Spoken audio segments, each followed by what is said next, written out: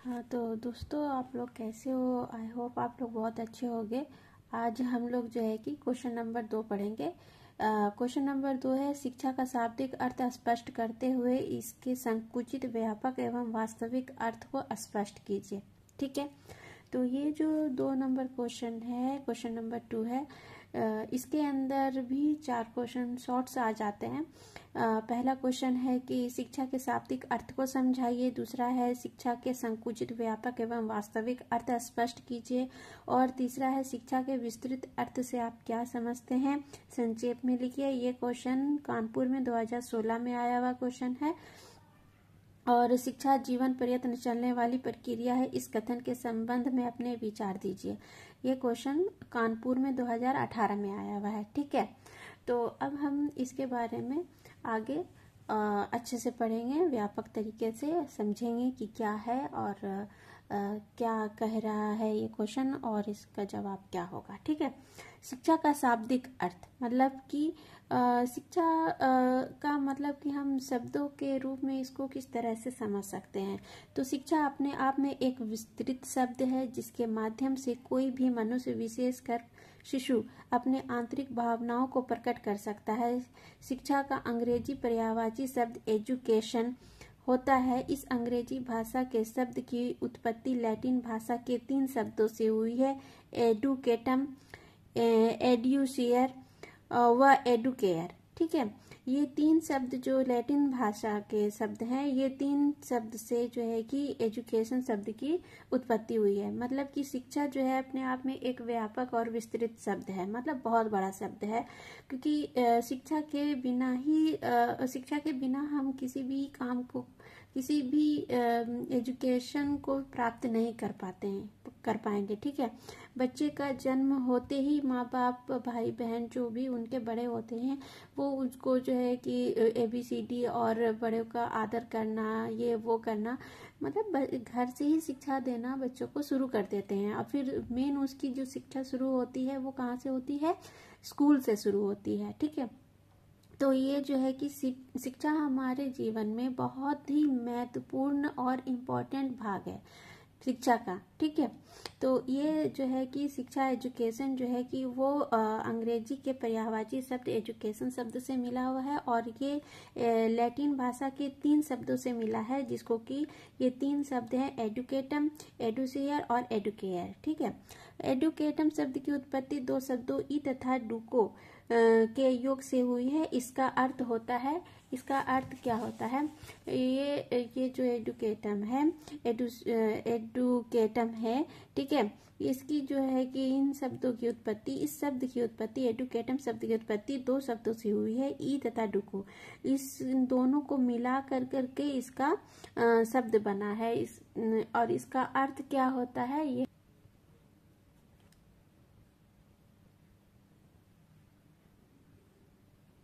ठीक है, इसका अर्थ है आगे की ओर बढ़ना तथा अंदर से विकास होना।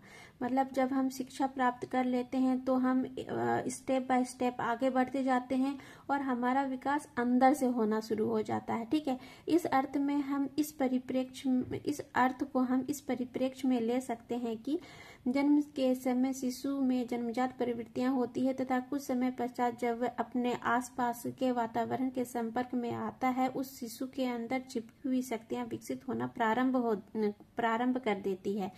ठीक है, प्रारंभ में ये शक्तियां अल्प विकसित या सुषुप्तावस्था में होती है, परंतु उन्हें विकसित करने का कार्य या जागृत करने का कार्य शिक्षा के द्वारा होता है। ठीक है, जैसे कि अभी हमने जस्ट थोड़ा देर पहले ही कहा कि जब बच्चा छोटा होता है, जैसे ही घर में उसको कुछ बोलना शुरू कर देता है, तो माँ बाप, भाई बहन, दादा दादी, नाना नानी जो भी हैं, वो लोग क्या है कि उनको थोड़ा थोड़ा सा घरेलू शिक्षा देना शुरू कर देते हैं। ठीक है, ताकि वो स्कूल जाने से पहले थोड़ा प्रिपेयर हो जाए। और आजकल तो क्या होता है कि बच्चों का जो है कि स्कूल में एडमिशन होने से पहले क्या होता है कि थोड़ा छोटा मोटा इंटरव्यू होता है, जिससे कि बच्चे का मतलब कि लेवल देखा जाता है कि किस तरह का बच्चा है और किस क्लास में जाएगा। ठीक है, तो ये छोटा छोटा जो एजुकेशन है वो ABCD पढ़ाना, कलर्स बताना, फल फ्रूट के नाम बताना, ईयर नोज ये सब कहाँ है, ये सब चीज़ बताना बच्चों को शुरू कर देते हैं। ये जो एजुकेशन है ये घर से ही शुरू हो जाता है। ठीक है, तो सबसे पहला जो पाठशाला होता है वो कहाँ होता है, हमारा घर ही होता है। उसके बाद फिर जब स्कूल में जाता है बच्चा तो फिर टीचर्स उनको जो है कि उस हिसाब से सब्जेक्ट के अकॉर्डिंग उसको पढ़ाना शुरू करते हैं। ठीक है, और जैसे जैसे बच्चा बढ़ने लगता है वो अपने जो है कि इच्छा के और इंटरेस्ट के हिसाब से अपने एजुकेशन को और बढ़ाता है और उसमें इम्प्लीमेंट करता है। ठीक है, तो यही बात है। सुसुप्तावस्था में जब छोटा बच्चा होता है तो उसका जो नॉलेज होता है वो छोटा होता है, कम होता है, और जैसे जैसे बढ़ने लगता है उसके नॉलेज में वृद्धि होने लगती है, विकास होता है। ठीक है, इसी प्रकार एडुसियर व एडुकेयर शब्दों का भी यही अर्थ होता है। ठीक है, उसके बाद फिर एडुसियर का अर्थ है निकालना तथा एडुकेयर का अर्थ है आगे बढ़ना या विकास करना। इस प्रकार शिक्षा का शाब्दिक अर्थ मनुष्य की जन्मजात शक्तियों को विकसित करना व उन्हें आगे बढ़ाना है। ठीक है, शिक्षा का अर्थ क्या होता है कि मनुष्य की जन्मजात शक्ति जो है कि जो भी हर इंसान के अंदर कोई ना कोई टैलेंट होता है। जब उस टैलेंट को जो है कि जब वो शिक्षा प्राप्त करता है तभी वो अपने टैलेंट को जो है कि आगे और विकसित कर सकता है, उसको निखार सकता है। जब तक कि उसको उस तरह का एजुकेशन नहीं मिलेगा वो घर में ही अपने टैलेंट को नहीं बढ़ा सकेगा, आगे नहीं कोई, या तो कभी कभी ऐसा होता है कि कोई समझ ही नहीं पाता है बच्चा कि मेरे अंदर टैलेंट क्या है। जब उसके टीचर्स उसको बताते हैं, उसका मार्गदर्शन करते हैं, बताते हैं कि हाँ तुम्हारे अंदर ये टैलेंट है, तुम इस फील्ड में जाओ, तब वो जो है कि उस चीज़ को आगे बढ़ाता है और अपना प्रोग्रेस करता है, अपने लाइफ में, अपने करियर में आगे बढ़ता है। ठीक है, तो यही है शिक्षा का अर्थ, हमारा आगे बढ़ना होता है और हमारे अंदर से हमारा विकास करना होता है। ठीक है, अच्छा, शिष्य धातु से हुई है। शिक्षा शब्द की उत्पत्ति संस्कृत भाषा के शिष्य धातु से हुई है जिसका तात्पर्य है सीखना व सिखाना। इस प्रकार शिक्षा के अंतर्गत सीखने व सिखाने की प्रथा का भी प्रचलन है। देखो, शिक्षा सीखने और सिखाने का है। जैसे कि मैं एक टीचर हूँ, आपको पढ़ा रही हूँ, तो मैंने पहले किसी टीचर से पढ़ा, सीखा। ठीक, उसके बाद फिर अब मैं आपको पढ़ा रही हूँ तो मैं आपको सिखा रही हूँ। तो शिक्षा का अर्थ क्या होता है, सीखना भी होता है और सिखाना भी होता है। ठीक है, या फिर कोई कला ही है, इंसान जैसे जूडो है, कराटे है, क्रिकेट है, या कोई भी दुनिया में कोई भी चीज है, कोई भी कला है या शिक्षा है, इंसान जो उसको सिखाता है पहले वो किसी से सीख करके आया हुआ होता है। ठीक है, पैदाइशी से तो जन्मजात ही उसको किसी न किसी चीज का नॉलेज नहीं हो जाता है, शिक्षा दी जाती है।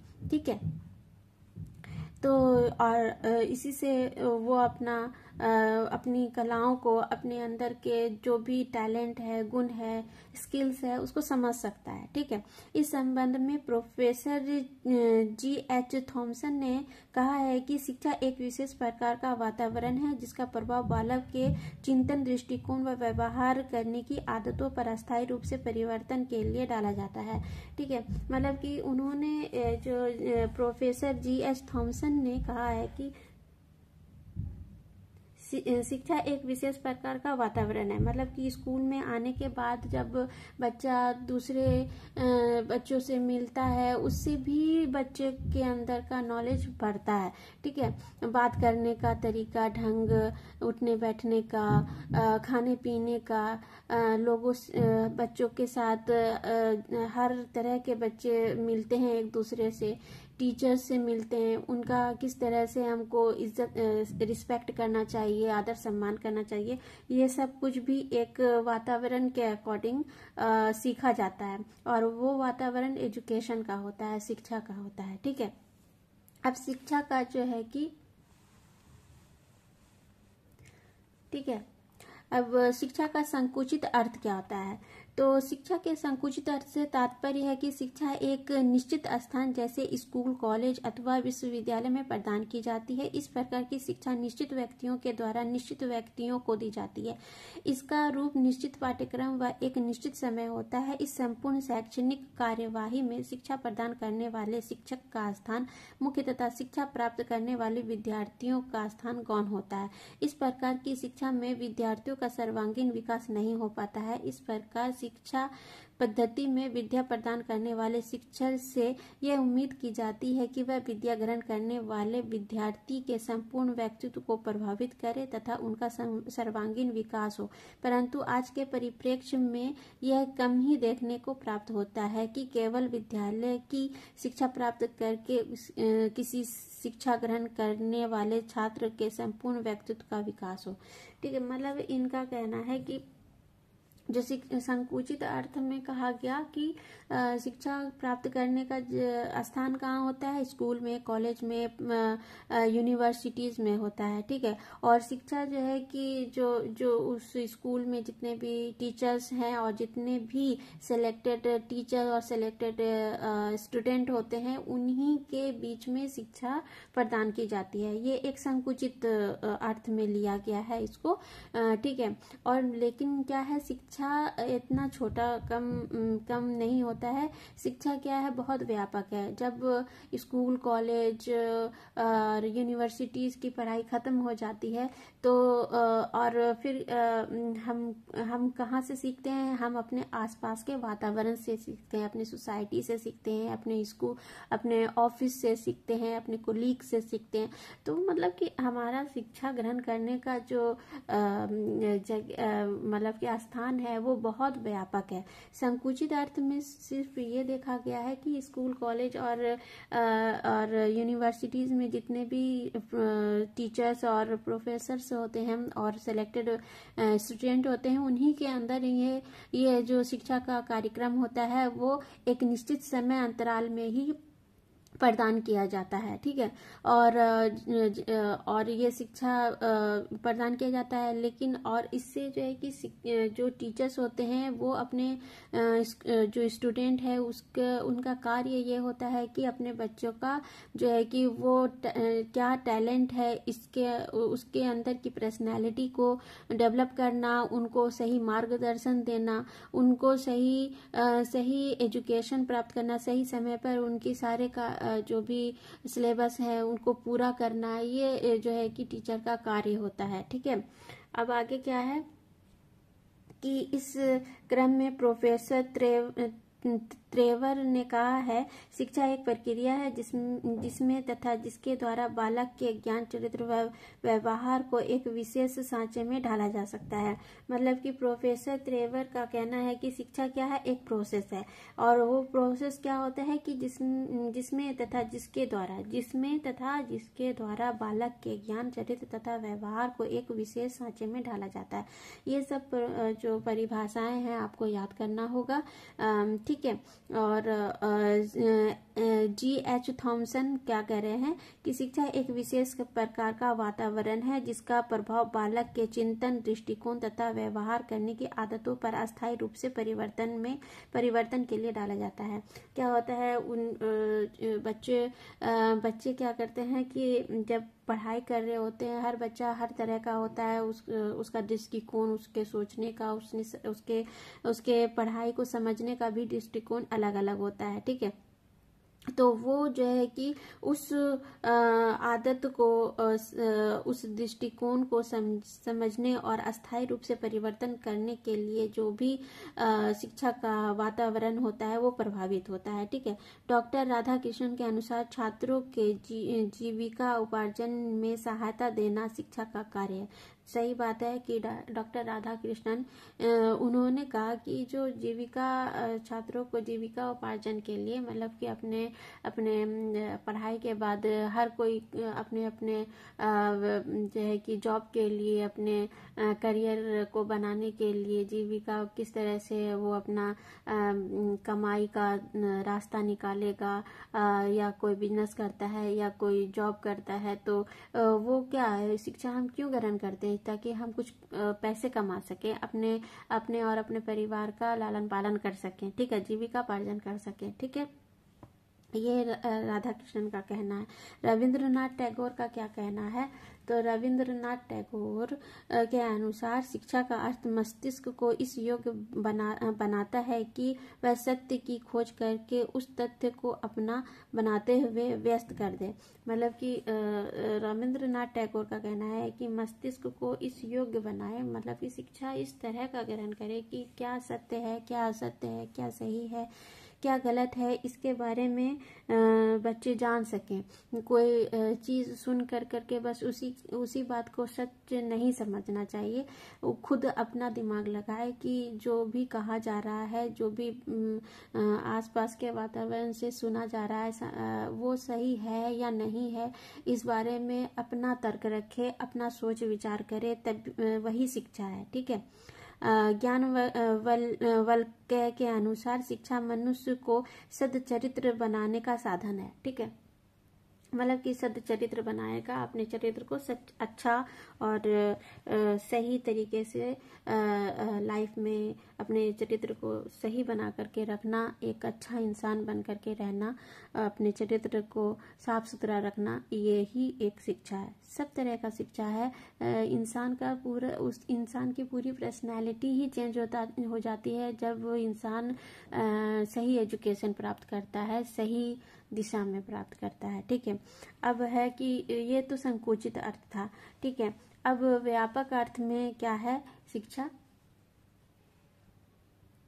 तो मूल रूप से हम देखें तो शिक्षा की प्रक्रिया अपने आप में अत्यंत व्यापक है। सही अर्थों में देखा जाए तो कोई भी मनुष्य प्रत्येक समय किसी न किसी व्यक्ति से कोई न कोई शिक्षा प्राप्त बात सीखता रहता है। इस प्रकार यह एक निरंतर चलने वाली प्रक्रिया है। प्रत्येक व्यक्ति अपने जन्म से लेकर मृत्यु तक अनेक व्यक्तियों, घटनाओं, संस्थाओं व विचारों से परिचित होता है तथा कुछ परिस्थितियों में उनसे प्रभावित भी होता है। वह उन सभी घटनाओं से कुछ न कुछ सीखने का प्रयास करता है जिनसे वह प्रभावित होता है। इस प्रकार शिक्षा एक निरंतर चलने वाली प्रक्रिया है। इससे हमें नया ज्ञान, नया अनुभव प्राप्त होता है तथा हमारे विचारों, आदतों व व्यवहार में भी परिवर्तन उत्पन्न होता है तथा हमारे सीखने की प्रवृत्ति जागृत होती है। इस प्रकार की शिक्षा के लिए किसी स्थान विशेष की आवश्यकता नहीं होती और न ही कुछ विशेष प्रकार के व्यक्ति शिक्षा प्रदान करने के लिए आवश्यक होते हैं। यहाँ पर प्रत्येक व्यक्ति, प्रत्येक घटना जो उनके सामने घटित होती है, प्रत्येक अनुभव तथा प्रत्येक संस्था उसकी शिक्षक है।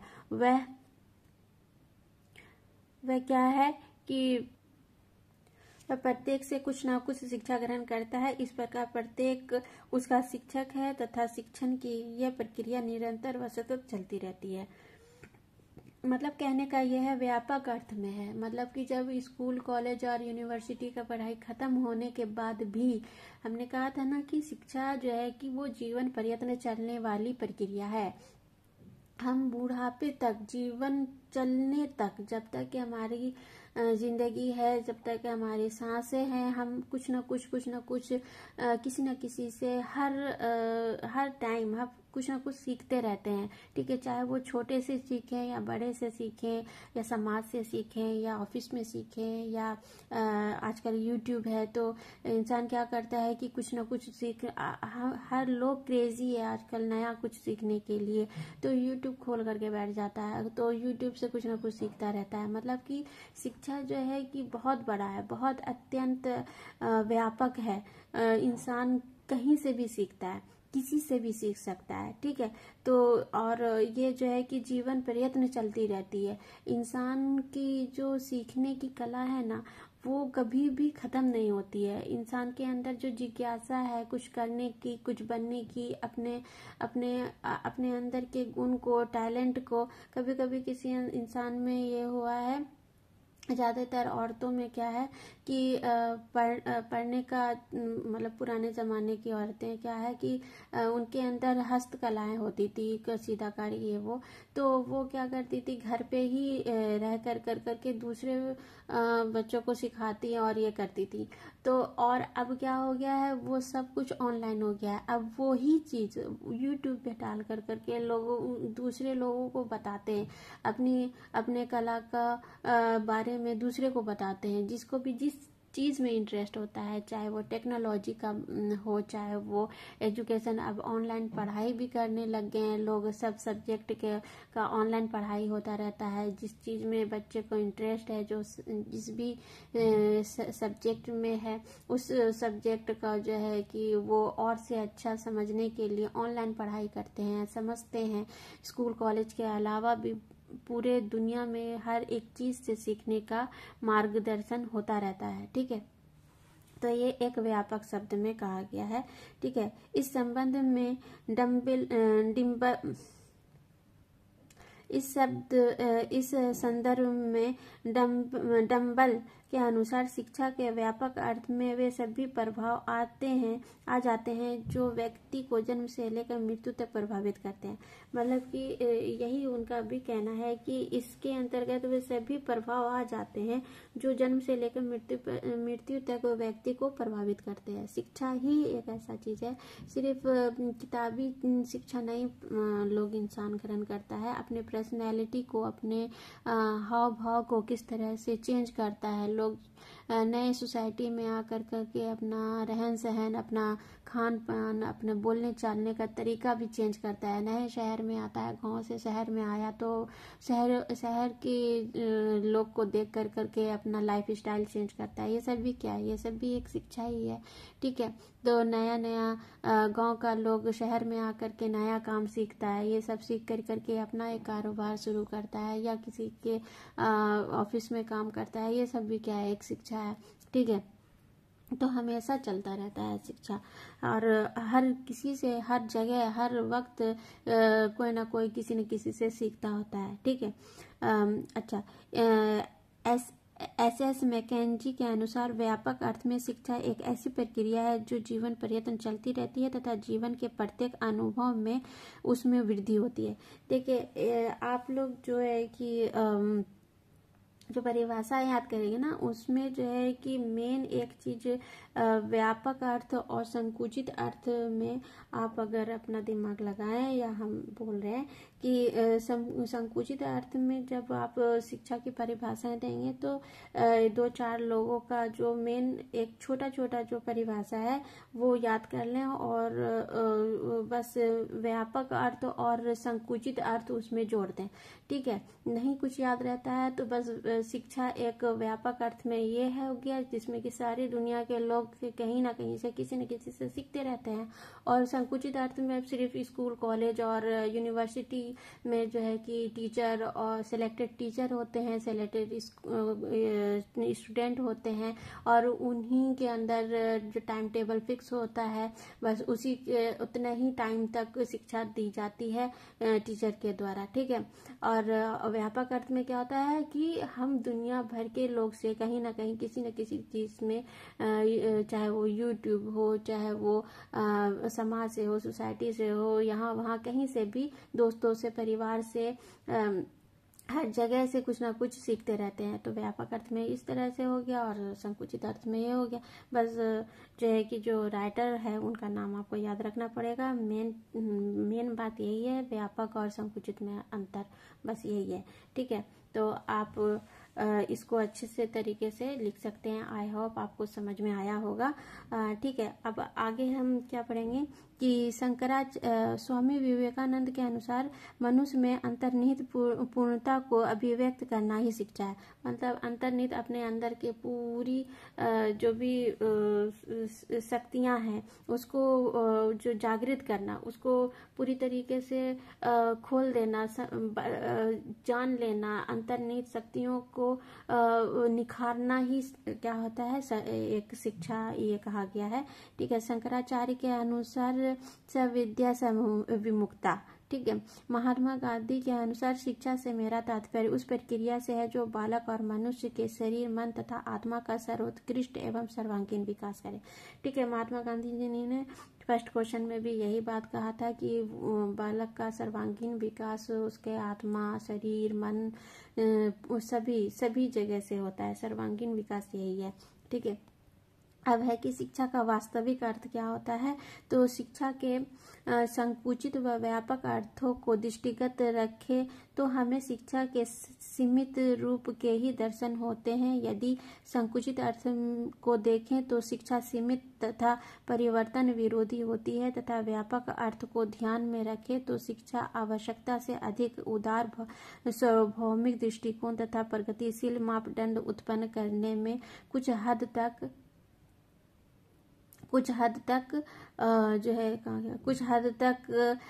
अक्षम रहती है। इस प्रकार संकुचित व व्यापक अर्थ दोनों अपने आप में सीमित हैं। दोनों दृष्टिकोण पूर्ण नहीं है। इसलिए वर्तमान समय में आवश्यकता यह है कि इसका सही वास्तविक अर्थ तो समझा जाए।